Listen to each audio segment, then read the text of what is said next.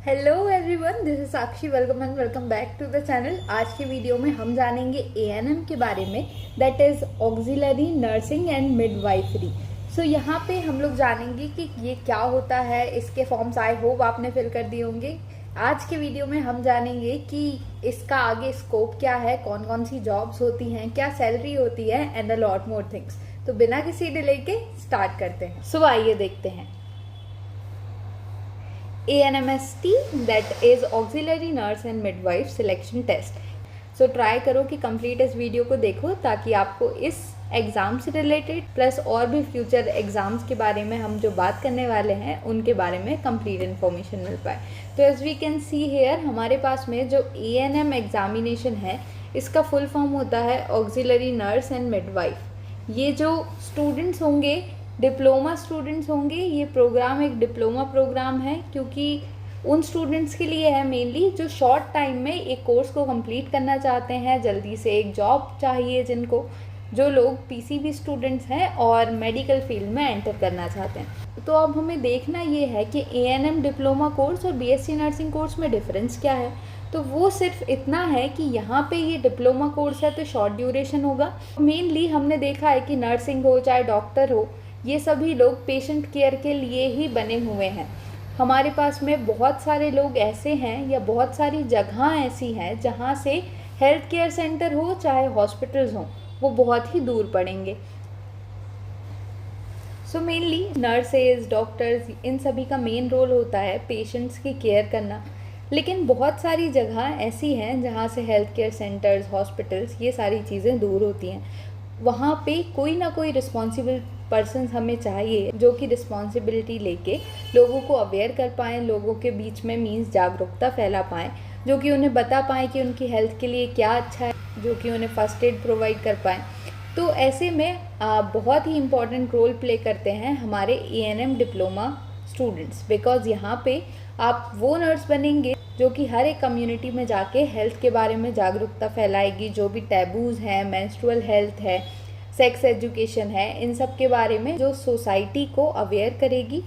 कौन सी बीमारियां कैसे फैलती हैं, कौन सी चीज़ों में क्या क्या रिक्वायरमेंट है, कहाँ पे किस बीमारी को कैसे कंट्रोल किया जा सकता है, कौन सी बीमारी का क्या कारण होगा, ये सारी चीज़ों के बारे में लोगों को जागरूक करना बहुत ज़्यादा ज़रूरी है। और अगर हमारे पास में ऐसे रिस्पॉन्सिबल सिटीजन्स नहीं होंगे तो हमारा देश बहुत ज़्यादा पीछे रह जाएगा। सो इसलिए जो ANM डिप्लोमा स्टूडेंट्स हैं वो एक बहुत ही मेजर रोल को प्ले करते हैं।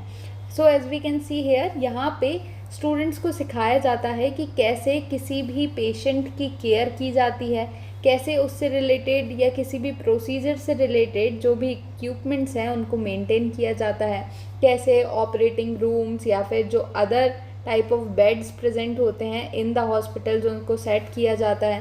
प्लस जो भी मेडिसिन्स पेशेंट्स को लगती हैं, जो भी शेड्यूल्स उन पेशेंट्स के मेडिसिन्स के होते हैं, इन सभी के बारे में एक प्रॉपर नॉलेज दिया जाता है। फर्स्ट एड में क्या क्या चीज़ें हो सकती हैं, क्या क्या रिस्पॉन्सिबिलिटीज़ होती हैं, क्या क्या रिक्वायरमेंट्स होती हैं, क्या क्या रोल्स होंगे जो ANM स्टूडेंट्स प्ले करेंगे इन द सोसाइटी, और इन सभी चीज़ों के बारे में, पेशेंट केयर से रिलेटेड हर प्रोसीजर के बारे में बहुत अच्छे से सारी चीज़ों को आपको सिखाया जाता है, प्रैक्टिकल्स कराए जाते हैं, जिससे कि आप एक रिस्पॉन्सिबल सिटीज़न बनेंगे, जिससे कि आप एक सोसाइटी में एक बहुत बड़ा रोल निभा पाएंगे और जिससे कि आप हमारी डेवलपमेंट में हेल्प करेंगे।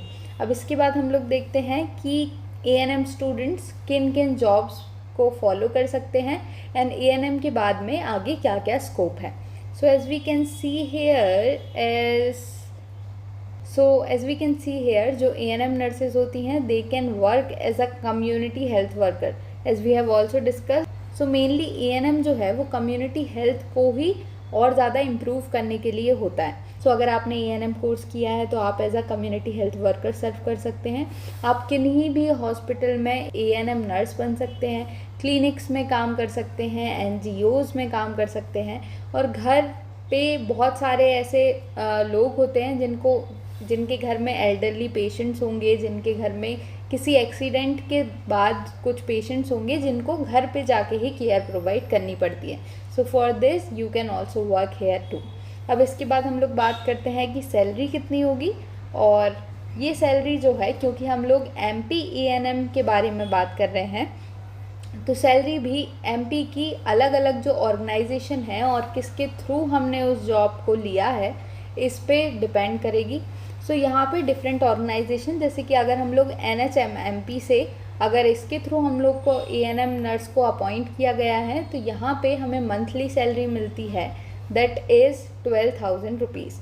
सो 12,000 रुपीज़ आपकी सैलरी होगी। आपकी 1.5 लाख पर एनम की सैलरी ये बनती है अप्रॉक्सीमेटली, और इसमें आपकी बेसिक रिक्वायरमेंट्स पूरी हो सकती हैं। तो अगर आपने 12th किया है, आप कोई ऐसा सोर्स देख रहे हैं जिसके थ्रू आपको एक जॉब मिल पाए, तो ये एक अच्छा ऑप्शन हो सकता है if you want to enter in the medical field. अब इसके बाद हम लोग बात करते हैं कि अगर गवर्नमेंट MP गवर्नमेंट के थ्रू आपकी जॉब लगी है, तो यहाँ पे आपको अप्रॉक्सीमेटली आप अर्न कर सकते हैं 2.3 to 2.8 लैक्स पर ईयर, मतलब कि 18 से लेके 25,000 तक की आपकी सैलरी हो सकती है।